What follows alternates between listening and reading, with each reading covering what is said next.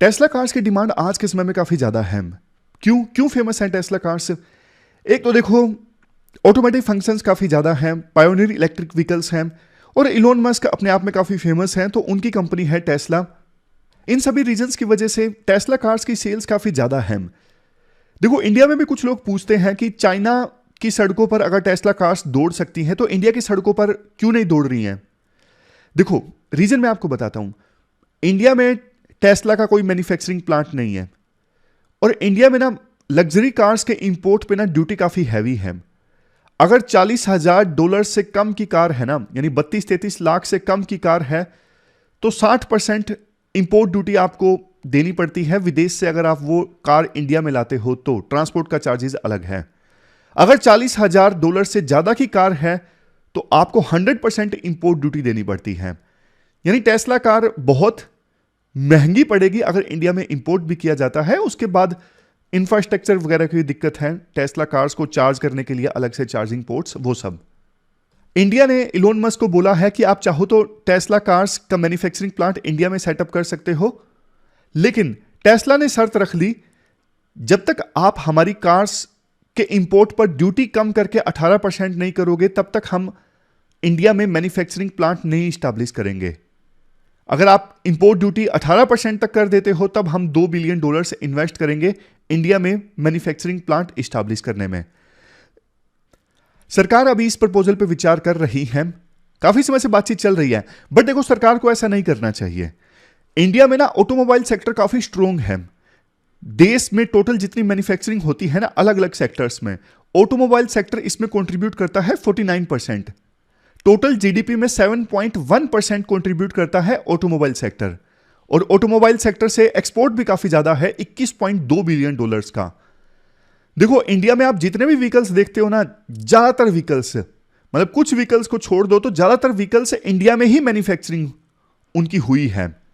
और ये देखो, काफी गर्व की बात है। मैं इंडोनेशिया में गया था, मैंने आपको पहले ही बताया, वहां पे ना जितने व्हीकल्स दौड़ रहे थे ना सड़कों पर, टोयोटा के, होंडा के, मतलब ऑलमोस्ट सारे के सारे ना इंपोर्ट किए गए थे। मैंने ड्राइवर से पूछा, आपकी कोई ऑटोमोबाइल कंपनी नहीं है? उन्होंने कहा कि नहीं, हम सब इंपोर्ट करते हैं।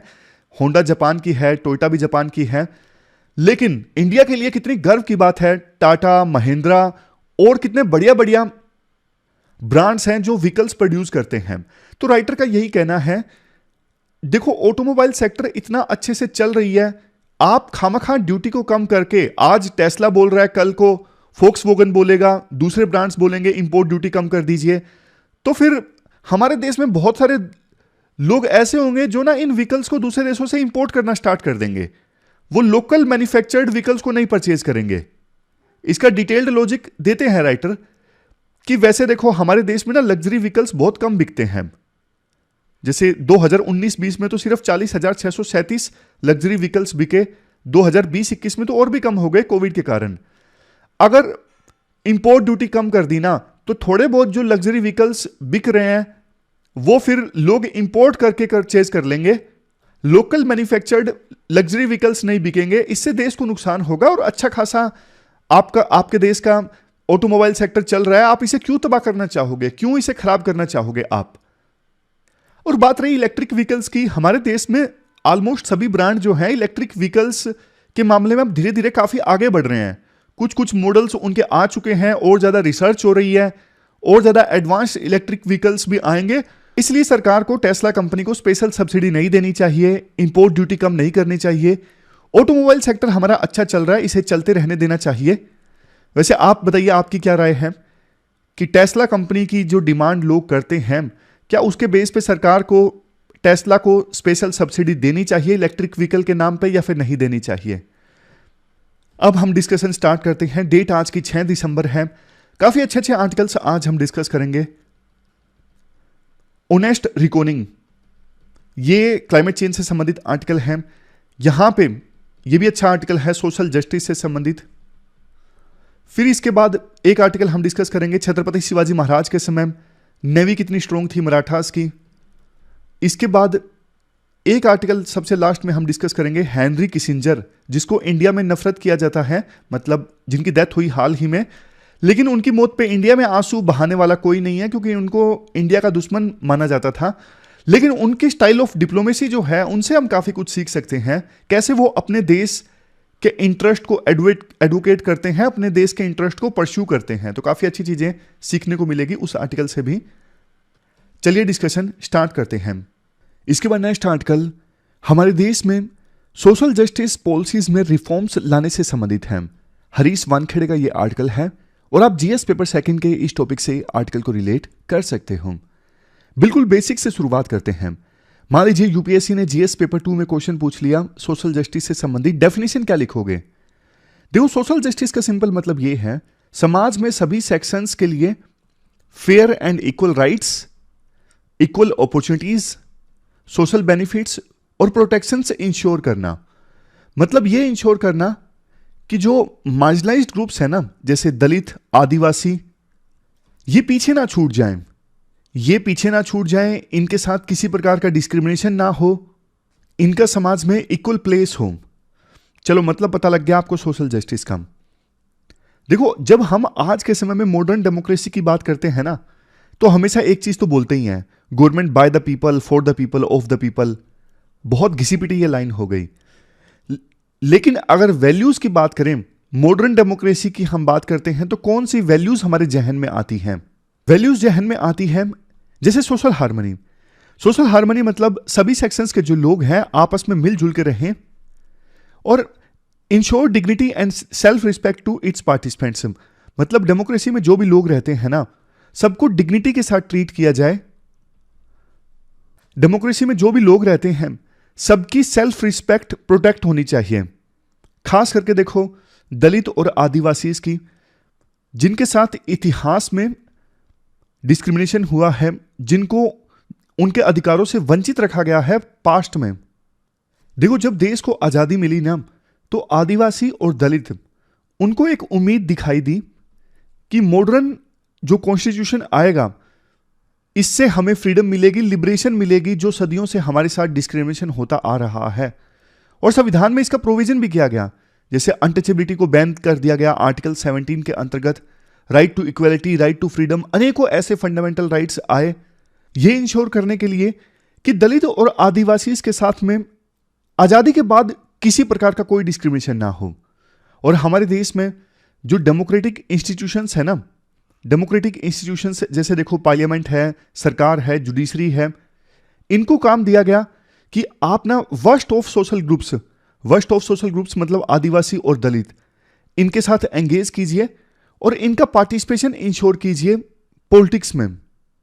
इसी वजह से तो रिजर्वेशन दिया गया था, मतलब कुछ सीट्स दलित और आदिवासी के लिए आरक्षित होती हैं। इसके बाद राइटर बोलते हैं, बाबा साहब अंबेडकर हमारे देश में इन वैल्यूज को, इन आइडियाज को लाने में, इंप्लीमेंट करवाने में टॉर्च बीरर थे, काफी विजनरी लीडर थे। उनको लगता था कि पास्ट में तो बहुत सारा डिस्क्रिमिनेशन हुआ है, लेकिन आजाद भारत में नहीं होगा। आजाद भारत में दलित और आदिवासी जो हैं, वो देश की इकोनॉमिक एंड पॉलिटिकल डेवलपमेंट में इक्वल स्टेक होल्डर होंगे। राइटर कहते हैं, देखो, पॉलिटिकल फील्ड में तो ऐसा हुआ थोड़ा बहुत, ज्यादा नहीं, लेकिन थोड़ा बहुत तो कम से कम हुआ, एफर्मेटिव एक्शन के कारण, यानी रिजर्वेशन के कारण। लेकिन क्वेश्चन ये उठता है, क्या इकोनॉमी की फील्ड में भी ऐसा हुआ? क्या आज देश की इकोनॉमी में दलित जो है वो इक्वल स्टेक होल्डर हैं? नो, इसका आंसर है बिग नो। देखो, आप देश के बड़े बड़े बिजनेसमैन देखिए, रेयरली आपको कोई दलित बिजनेसमैन मिलेगा, ऐसा राइटर का मानना है। आप नए नए स्टार्टअप्स देख लीजिए, इंडस्ट्रियलिस्ट देख लीजिए, एंटरप्रेन्योर्स देख लीजिए, फैक्ट्री ओनर्स देख लीजिए, बहुत कम इनके ओनर्स आपको डिप्रेस्ड सेक्शंस के लोग मिलेंगे।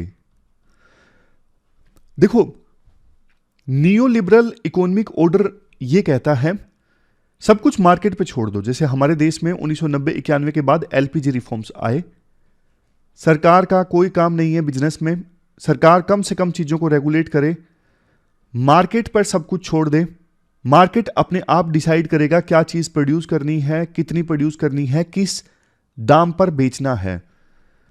तो हमारे देश में 1990-91 में एलपीजी रिफॉर्म्स आया, मार्केट का बोलबाला है। और मार्केट में राइटर कहते हैं जो सोशली डिसएडवांटेज ग्रुप्स है ना, वो पिस जाते हैं, उनको संभालने वाला कोई नहीं होता, उनका एक्सप्लॉयटेशन रोकने वाला कोई नहीं होता। राइटर कहते हैं आज अगर बी आर अम्बेडकर जिंदा होते तो वो कहते करंट जो ये नियो लिबरल इकोनॉमिक ऑर्डर है ना, मार्केट पे सब कुछ छोड़ दिया जाता है, तो ये ऑर्डर दलित एंड आदिवासी के जो कंसर्न्स हैं उनको इग्नोर कर देता है, रिस्पॉन्सिबल नहीं है ये इकोनॉमिक ऑर्डर दलित और आदिवासियों के प्रति। इसके बाद राइटर बोलते हैं देखो हमारे देश में ना सरकार ने बहुत सारी सोशल जस्टिस पॉलिसीज चलाई हैं। सोशल जस्टिस पॉलिसीज मतलब बहुत सारी स्कीम्स प्रोग्राम सरकार ने चलाए हैं डिप्रेस्ड सेक्शंस के वेलफेयर के लिए, बट ना वो प्रोग्राम्स ऐसे प्रोग्राम हैं कि थोड़ी बहुत मदद तो मिल जाती है दलित्स को, आदिवासियों को, बट वो माइग्रेंट वर्कर्स के माइग्रेंट वर्कर्स रह जाते हैं, गरीब के गरीब रह जाते हैं, मजदूर के मजदूर रह जाते हैं। क्यों नहीं सरकार ऐसी सोशल जस्टिस पॉलिसीज लॉन्च करती, ऐसे प्रोग्राम लॉन्च करती कि आदिवासी और दलित भी बिजनेसमैन बने, आदिवासी और दलित भी एंटरप्रेन्योर बने। मतलब सोशल जस्टिस पॉलिसीज में रिफॉर्म्स लाने की वकालत राइटर करते हैं, लेकिन जो पॉइंट देते हैं रिफॉर्म्स लाने के लिए उस पर देखो अलग से एक डिबेट हो सकती है। राइटर कहते हैं दलित और आदिवासियों को प्राइवेट सेक्टर जॉब्स में रिजर्वेशन मिलना चाहिए क्योंकि वो बिजनेस में आगे नहीं बढ़ पाए हैं, तो इसके लिए यहां पर एफर्मेटिव एक्शन की आवश्यकता है। पॉलिटिक्स में यानी पॉलिटिकल फील्ड में उनको एफर्मेटिव एक्शन मिला तो इस वजह से आज उनकी रिप्रेजेंटेशन अच्छी खासी है, वो बात अलग है। सिर्फ टोकन प्रेजेंस है, अभी भी रियल पावर्स जो है वो दलितों के पास में और आदिवासियों के पास में नहीं है, लेकिन कम से कम इकोनॉमी की फील्ड में एफर्मेटिव एक्शन की आवश्यकता है, ऐसा राइटर बोलते हैं। लास्ट में राइटर कुछ और पॉइंट्स देते हैं, जैसे देखो आदिवासियों का जो कंसर्न है कि उनका हैबिटेट जो है वो नष्ट हो रहा है, मतलब सदियों से वो जिन जंगलों में रहते आए हैं वहां से अब उनको भगाया जा रहा है, उनके राइट्स छीने जा रहे हैं, तो उनको कल्चरल ऑटोनॉमी मिलनी चाहिए, उनका हैबिटेट प्रोटेक्ट होना चाहिए, उनके आसपास इकोलॉजिकल ऑर्डर सुरक्षित होना चाहिए। इसके अलावा करंट जो फेस है ना इकोनॉमिक डेवलपमेंट का, कि आपको पता है नई नई टेक्नोलॉजीज आ रही हैं, टेक्नोलॉजी बेस्ड इकोनॉमी का आज के समय में बोलबाला है, तो इन चीजों में दलितों और आदिवासियों का भी से होना चाहिए, क्योंकि अगर वो ये टेक्नोलॉजीज सीखने से वंचित रह जाएंगे तो वो फिर से सदियों तक पिछड़ते जाएंगे। अभी की पॉलिसीज सरकार की ऐसी होनी चाहिए कि वो ये चीज देखें कि जिनके साथ पास्ट में हिस्टोरिकल डिस्क्रिमिनेशन हुआ है वो इक्वल स्टेज पे नहीं आ सकेंगे बिना सरकार की मदद के। अगर सरकार उनकी तरफ हाथ नहीं बढ़ाएगी तो वो पीछे के पीछे रह जाएंगे। तो इसलिए सरकार का काम है ये सुनिश्चित करना कि इकोनॉमिक डेवलपमेंट के डाइवर्स स्फीयर्स में दलितों के साथ में और आदिवासियों के साथ में किसी प्रकार का डिस्क्रिमिनेशन ना हो, वो भी इकोनॉमिक डेवलपमेंट के भागीदार बने, वो भी इकोनॉमिक डेवलपमेंट में इक्वली पार्टिसिपेट करें, ना कि सिर्फ सरकार के द्वारा जो स्कीम्स चलाई जाती हैं वेलफेयर स्कीम्स, उन स्कीम्स के पैसिव रिसिपिएंट बन के रह जाएं। ऐसा नहीं होना चाहिए। तो ये पूरा आर्टिकल हमने डिस्कस किया सोशल जस्टिस से संबंधित। चलते हैं आगे। इसके बाद नेक्स्ट आर्टिकल दुबई में आयोजित हुई क्लाइमेट चेंज से संबंधित मीटिंग की आउटकम के बारे में है। आर्टिकल का टाइटल है ऑनेस्ट रेकनिंग। इसका मतलब होता है जब आप किसी चीज को एक्नॉलेज करते हो, एक्सेप्ट करते हो और उसे एड्रेस करने की कोशिश करते हो, जो कि विभिन्न कंट्रीज के द्वारा अभी नहीं किया जा रहा है। आप जीएस पेपर 3 के इस टॉपिक से आर्टिकल को रिलेट कर सकते हो। देखो ग्लोबल वार्मिंग काफी तेजी से हो रही है, अर्थ का एवरेज टेम्परेचर बढ़ता जा रहा है। पेरिस क्लाइमेट चेंज एग्रीमेंट 2015 में साइन हुआ था। उस एग्रीमेंट में यह डिसाइड हुआ था किसी भी कीमत पर अर्थ का एवरेज टेम्परेचर हमें 1.5 डिग्री सेल्सियस बढ़ने से रोकना है। अगर अर्थ का एवरेज टेम्परेचर 1.5 डिग्री सेल्सियस बढ़ गया ना, अगर कंपेयर करें प्री इंडस्ट्रियल ईरा से, तो फिर हाहाकार मच जाएगा। ग्लेशियर से बर्फ पिघलेगी, समुद्र में पानी का लेवल इंक्रीज हो जाएगा, ड्रोट्स आएंगे, साइक्लोन्स आएंगे। तो ये तो बर्दाश्त नहीं कर सकते कि अर्थ का एवरेज टेम्परेचर 1.5 डिग्री सेल्सियस बढ़े। लेकिन देखो दिक्कत यह है 1 डिग्री सेल्सियस तो ऑलरेडी बढ़ गया है, और अगर हमें 1.5 डिग्री सेल्सियस बढ़ने से रोकना है ना, तो इसके लिए लेने होंगे जबरदस्त एक्शन। जबरदस्त एक्शन जैसे कि 2030 आते आते विभिन्न देशों में जितनी अभी रिन्यूएबल एनर्जी की कैपेसिटी है ना, उसे 3 टाइम्स इंक्रीज करना होगा। समझ रहे हो? 2030 आते आते विभिन्न देशों को रिन्यूएबल एनर्जी की कैपेसिटी को 3 गुना इंक्रीज करना होगा। यानी 2030 आते आते एटलीस्ट 11,000 गीगावाट रिन्यूएबल एनर्जी की कैपेसिटी हो वर्ल्ड में। लेकिन क्वेश्चन ये उठता है, क्या विभिन्न देश इस चीज पर राजी होंगे? देखो, जब G20 की मीटिंग हुई थी ना सितंबर में, तो उस समय एक डिक्लेरेशन आई थी, न्यू दिल्ली लीडर डिक्लेरेशन। इस डिक्लेरेशन में तो विभिन्न देशों ने सहमति जताई थी कि हां, रिन्यूएबल एनर्जी को हम 3 टाइम्स इंक्रीज करते हैं। बट अभी जब रेजोल्यूशन आया ना दुबई की मीटिंग में, जिसका नाम भी था global renewables and energy efficiency pledge, draft आया था कि रिन्यूएबल एनर्जी की कैपेसिटी को 3 गुना इंक्रीज किया जाए।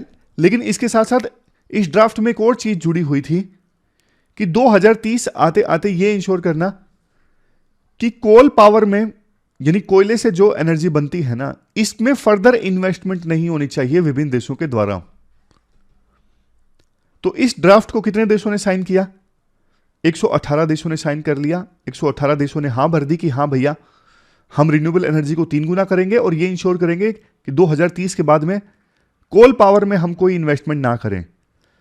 बट देखो, सिर्फ 118 देशों ने साइन किया। इंडिया और चाइना जैसे देशों ने तो एब्सटेन किया। क्यों किया, उसका रीजन भी मैं आपको बता देता हूं। देखो, अभी भी हमारे देश में सबसे ज्यादा जो इलेक्ट्रिसिटी प्रोड्यूस होती है ना, वो कोयले से ही होती है, कोल पावर्ड थर्मल प्लांट से होती है। रिन्यूएबल एनर्जी की कैपेसिटी को हम 3 गुना बढ़ा भी देंगे तो भी हमारे देश की इलेक्ट्रिसिटी संबंधी जरूरतों को हम पूरा नहीं कर सकेंगे। तो इंडिया का यह कहना है कि भैया, अभी हम डेवलपिंग कंट्री हैं, हम एकदम से coal based thermal power plants को फेस आउट नहीं कर सकते। थोड़ी बहुत इन्वेस्टमेंट की तो आवश्यकता है। आप हमें ब्लैकमेल मत कीजिए। इसलिए इंडिया ने जब इस global renewable and energy efficiency pledge पे वोटिंग की बात आई, तो इंडिया ने वोटिंग में हिस्सा नहीं लिया। इवन चाइना ने भी नहीं लिया। यूएसए ने कह दिया कि 2035 आते आते हम coal based thermal power plants को फेस आउट कर देंगे।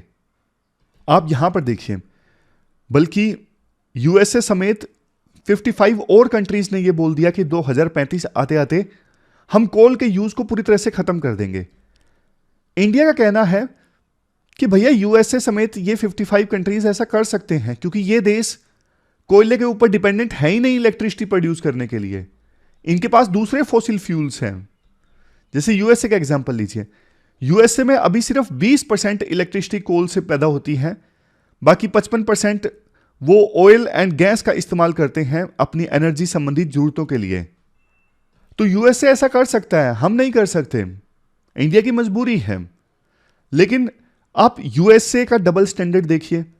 वो कहता है कि हम कोयले को फेस आउट कर देंगे, लेकिन वो ये नहीं बोल रहा कि हम ऑयल एंड गैस को भी फेस आउट करेंगे। एमिशन तो देखो ऑयल एंड गैस से भी होता है। मजा तो तब आता है ना जब यूएसए जैसे देश ये बोलते कि हम सिर्फ रिन्यूएबल एनर्जी का इस्तेमाल करेंगे, हम ऑयल एंड गैस को भी फेस आउट कर देंगे। इनके पास ऑयल एंड गैस है, इसीलिए कोयले को फेस आउट कर पा रहे हैं। हमारे पास ऑयल गैस नहीं है, हमारे पास कोई अल्टरनेटिव नहीं है, हमारी मजबूरी है कोयले को यूज करना। देखो, यूएसए समेत दूसरे देशों का यह बोलना कि हम कोयले को फेस आउट कर देंगे लेकिन गैस एंड ऑयल का इस्तेमाल करेंगे, यह उसी बच्चे के समान है जो बोलता है कि मैं एल्पेनलिबे की कैंडी नहीं खाऊंगा क्योंकि इससे दांतों को नुकसान पहुंच जाता है, लेकिन मैं एक्लेयर्स खाऊंगा। ये तो वही बात हो गई ना, नुकसान तो एक्लेयर्स से भी पहुंचेगा। लास्ट में राइटर कहते हैं, जब तक देखो फॉसिल फ्यूल्स का जो यूज है, चाहे कोल हो, ऑयल हो, गैस हो, इनको रिप्लेस नहीं किया जाता है ना ऑनेस्टली ग्रीन एनर्जी के साथ, तब तक देखो कितनी भी बातें कर लीजिए, सिर्फ वो पेपर पर बातें रहेंगी, उसका कोई इंपैक्ट नहीं देखने को मिलेगा। आज भी लीडर्स बात कर रहे हैं, 10 साल बाद भी बात करते रहेंगे, बस कोई फायदा नहीं निकलने वाला है। इसलिए रियल में एक्शन लेना जरूरी है। तो ये पूरा आर्टिकल हमने क्लाइमेट चेंज से संबंधित डिस्कस किया। इसके बाद नेक्स्ट जो आर्टिकल है, देखो 4 दिसंबर का दिन, 4 दिसंबर को होता है इंडिया का नेवी डे। क्यों होता है चलो वो भी मैं आपको बताता हूं। उससे पहले आर्टिकल ये है, प्रधानमंत्री मोदी ने ना काफी तारीफ की, छत्रपति शिवाजी ने नेवल इंपॉर्टेंस जो थी उसको समझा था, मतलब नेवी की इंपॉर्टेंस को समझा था, एम्पायर को सुरक्षित रखने में नेवी का रोल किस प्रकार से बड़ा होगा, और उन्होंने नेवी को डेवलप करने में काफी कंट्रीब्यूट किया। इससे पहले भी पिछले साल जब आईएनएस विक्रांत को कमीशन किया गया था ना, तो उस समय प्रधानमंत्री मोदी ने यह कहा था कि इंडियन नेवी के फ्लैग में ना छत्रपति शिवाजी के समय जो सील का इस्तेमाल किया जाता था ना, उस समय नेवी के द्वारा जो सील का इस्तेमाल किया जाता था, वो सील इंडियन नेवी के फ्लैग में भी दिखेगी। यहां पर देखो ये जो फ्लैग है इसमें छत्रपति शिवाजी के समय नेवी के द्वारा जो सील का इस्तेमाल किया जाता था वो सील भी है। चलो शुरुआत करते हैं। 4 दिसंबर को ही नेवी डे क्यों मनाया जाता है? क्योंकि देखो 4 दिसंबर के दिन ना 1971 में जब वार चल रहा था ना, तो इंडियन नेवी ने ना पाकिस्तान के कराची पोर्ट को डिस्ट्रॉय कर दिया था, ध्वस्त कर दिया था। इसकी वजह से पाकिस्तान की नेवी कोई बड़ा ऑपरेशन नहीं लॉन्च कर सकी थी। तो इसी बहादुरी को नाम देते हुए 4 दिसंबर का जो दिन है वो नेवी डे के रूप में सेलिब्रेट किया जाता है। अब बात करते हैं किस प्रकार से छत्रपति शिवाजी ने नेवी की इंपॉर्टेंस को समझा और नेवी को डेवलप किया। राइटर कहते हैं देखो छत्रपति शिवाजी का जो एम्पायर है वो 1656-1657 में वेस्ट कोस्ट तक पहुंचा, जो आज का महाराष्ट्र है ना, वहां पे वेस्ट कोस्ट तक पहुंचा। और सेम ईयर में उन्होंने डिसाइड किया कि नेवी को इस्टेब्लिश करना चाहिए। इसके बहुत सारे फायदे होंगे। एक तो सिद्धि से टेरिटरी की सुरक्षा होगी। सिद्धि वहीं पर कोंकण कोस्ट में एक डायनेस्टी जो रूल किया करती थी, सिद्धि से अटैक का खतरा था। एक तो ये रीजन था, छत्रपति शिवाजी ने नेवी की इंपॉर्टेंस को समझा। इसके अलावा उनको पता था कि अगर देखो पोर्ट्स को सुरक्षित रखना है, अगर ये इंश्योर करना है कि जो मर्चेंट्स के शिप्स हैं वो इजीली मैरीटाइम ट्रेड करते रहें, उनसे रेवेन्यू हासिल होता रहे, कस्टम ड्यूटी मिलती रहे, तो नेवी को इस्टेब्लिश करना जरूरी है। उनका बिलीफ था जो सीज पे रूल करता है ना वही सबसे बड़ा पावरफुल है, जो समुद्र में राज करता है वही सबसे ज्यादा ताकतवर है। तो इसी लाइन पर चलते हुए उन्होंने 1661 से लेकर 1663 के बीच में नेवी को इस्टेब्लिश किया। उस समय मराठास के द्वारा छोटे बड़े 400 से ज्यादा शिप्स बनाए गए थे, और ये अलग अलग पर्पजेस के लिए, कुछ ट्रेड के लिए थे, कुछ बैटल्स के लिए थे, कुछ सर्विलियंस के लिए थे, मतलब अलग अलग पर्पजेस के लिए 400 से ज्यादा शिप्स उस समय मराठास ने डेवलप किए। उस समय मराठास ने बहुत सारे नेवल फोर्ट्स भी कंस्ट्रक्ट किए। जैसे देखो ये है सिंधुदुर्ग फोर्ट। हाल ही में 4 दिसंबर के दिन प्रधानमंत्री मोदी ने इस नेवल फोर्ट में छत्रपति शिवाजी महाराज की जो स्टैचू है उसका इनाग्रेशन किया। तो ऐसे ऐसे ना बहुत सारे फोर्ट्स मराठास ने डेवलप किए उस समय, जैसे Vijaydurg fort, Sindhudurg fort, Kolaba fort. जो विजयदुर्ग फोर्ट है ये देखो इस प्रकार से कंस्ट्रक्ट किया गया था ताकि दुश्मन जो हमला करने वाले हैं उन पर नजर रखी जा सके। इतने बढ़िया ढंग से ये फोर्ट्स डेवलप करवाए गए थे, आज भी देखो बहुत बढ़िया कंडीशन में है। इसके अलावा उस समय मराठास की नेवी की सक्सेसफुल रेड्स की बात करें तो देखो आज के कर्नाटक में ना एक जगह है बसूरू, कुंडापुरा के पास है। यहां पर उस समय मराठास की नेवी ने सक्सेसफुली रेड किया था 85 शिप्स के साथ में। और जो वेस्टर्न कोस्ट के साथ लगता पानी है ना, वहां पे पोर्ट्स को सुरक्षित करने के लिए काफी इनोवेटिव टैक्टिक्स का अपनाया गया था मराठास की नेवी के द्वारा। मतलब देखो मराठास की नेवी की एफिशिएंसी काफी अच्छी थी और काफी सारी सक्सेसेस भी अर्जित की। इवन देखो छत्रपति शिवाजी के जाने के बाद मराठास की नेवी की जो स्ट्रेंथ थी ना वो बरकरार रही। जैसे देखो कान्होजी आंग्रे, ये बहुत ही सेलिब्रेटेड मराठा नेवल कमांडर हैं। इन्होंने छत्रपति शिवाजी के जाने के बाद नेवी को लीड किया था। लेकिन देखो ये तो हमने सारी अच्छी अच्छी बातें डिस्कस की, बट क्रिटिसिज्म भी होता है। क्रिटिसिज्म मतलब कुछ बातें बोली जाती है एक्सपर्ट्स के द्वारा कि जो मराठास की नेवी थी ना, वो ब्राउन वाटर ऑपरेशंस चलाने में सक्षम थी। ब्राउन वाटर ऑपरेशंस मतलब सिर्फ अपने कोस्ट के आसपास से शैलो वाटर में ऑपरेशंस चलाने में सक्षम थी। लेकिन जैसे अंग्रेजों की जो नेवी थी, पुर्तगालियों की जो नेवी थी, वो असल में असली ब्लू नेवी थी। ब्लू नेवी मतलब अपने कोस्ट से बहुत दूर डीप ओशन में ऑपरेशंस चलाने में सक्षम थी, और जिसका फायदा मिला इन यूरोपियन पावर्स को, और ये अपना बड़ा साम्राज्य स्टैब्लिश कर सके। इवन वेस्ट एशिया में जब शिप जाते थे ना मराठास के, तो वो टैक्स देके जाते थे पुर्तगालियों को। अगर मराठास की नेवी बहुत ज्यादा स्ट्रोंग होती तो वो पुर्तगालियों से लड़ते, लेकिन वो लड़े नहीं। उन्होंने सिर्फ अपने आसपास के जो डायनेस्टीज थे ना, जैसे siddhis of Janjira, Konkan coast में ये इनका एम्पायर था, इनसे सुरक्षा करने के लिए नेवी बनाई थी, और इतनी स्ट्रोंग नेवी नहीं थी कि वो पुर्तगालियों या फिर अंग्रेजों से लड़ सके।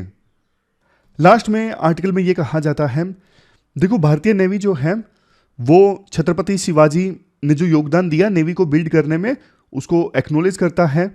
और जैसे मैंने आपको पहले भी बताया, नेवी का जो फ्लैग है उसमें छत्रपति शिवाजी महाराज के समय जो सील इस्तेमाल की जाती थी नेवी के द्वारा, उसको जगह दी गई है।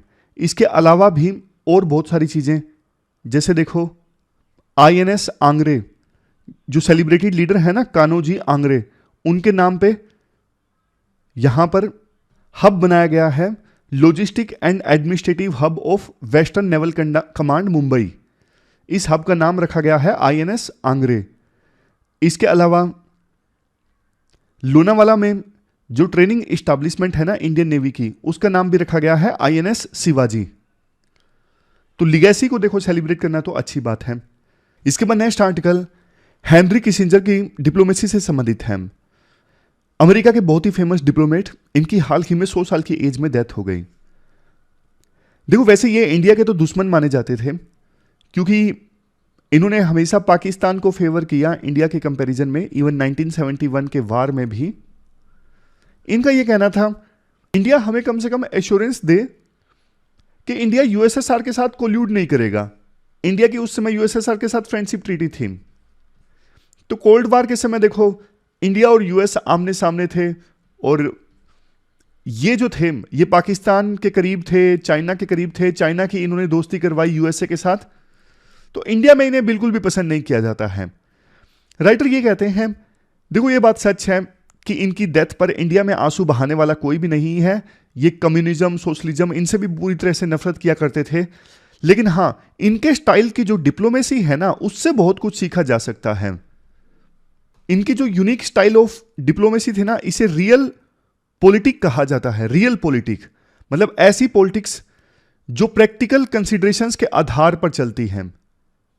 ऐसी डिप्लोमेसी जो आइडियोलॉजी या फिर आइडियल्स पर नहीं चलती, रियलिटी को देख के चलती है। एग्जाम्पल भी है, क्या कंपोनेंट है रियल पॉलिटिक के, अगर यूपीएससी क्वेश्चन पूछ लेती है। जैसे देखो प्रैक्टिकलिटी ओवर आइडियोलॉजी। किसिंजर ने देखो ऐसे ऐसे डिसीजंस लिए कि यूएसए ने अपनी आइडियोलॉजी तक को छोड़ दिया अपने इंटरेस्ट की पूर्ति करने में। जैसे 1971 में चाइना के साथ दोस्ती कर ली यूएस ने, जबकि चाइना एक कम्युनिस्ट कंट्री था। तो ये रियल पॉलिटिक का एक कंपोनेंट है कि आइडियोलॉजी, आइडियाज, वैल्यूज ये सब जाएं भाड़ में, अपना इंटरेस्ट देखो। यूएस का उस समय इंटरेस्ट था सोवियत यूनियन को काउंटर करना। दूसरा कंपोनेंट रियल पॉलिटिक का रूथलेस नेशनल इंटरेस्ट, मतलब कि वो सारी बातें छोड़ो कि हां हमें ह्यूमन राइट्स को प्रोटेक्ट करना है, डेमोक्रेसी को प्रोटेक्ट करना है। सिर्फ और सिर्फ देखो अपना देश का फायदा किस में है। जैसे देखो पाकिस्तान की आर्मी ने ना जिनोसाइड किया था बांग्लादेश में, लेकिन इग्नोर कर दिया पूरी तरह से। किसिंजर ने कुछ नहीं बोला बांग्लादेश में जो जिनोसाइड किया गया था पाकिस्तान की आर्मी के द्वारा, बल्कि सपोर्ट किया गया पाकिस्तान को यूएस के द्वारा। उस समय कहां गई थी यूएस की वैल्यूज, कहां गई थी यूएस के ह्यूमन राइट्स को लेकर कंसर्न उस समय, जब पाकिस्तान की आर्मी बांग्लादेश के लोगों के ऊपर अत्याचार कर रही थी। तो यह भी रियल पॉलिटिक का हिस्सा है। रूथलेस नेशनल इंटरेस्ट, वैल्यूज सब कुछ छोड़ दो। इसके बाद देखो ये बाद वाले जो पॉइंट्स हैं, ये तो जनरल पॉइंट्स हैं किसिंजर की डिप्लोमेसी से संबंधित, मतलब फोकस रियल पॉलिटिक पे नहीं है, किसिंजर की डिप्लोमेसी पे है इन पॉइंट्स में। नेक्स्ट है स्ट्रेटेजिक एम्बिग्युइटी।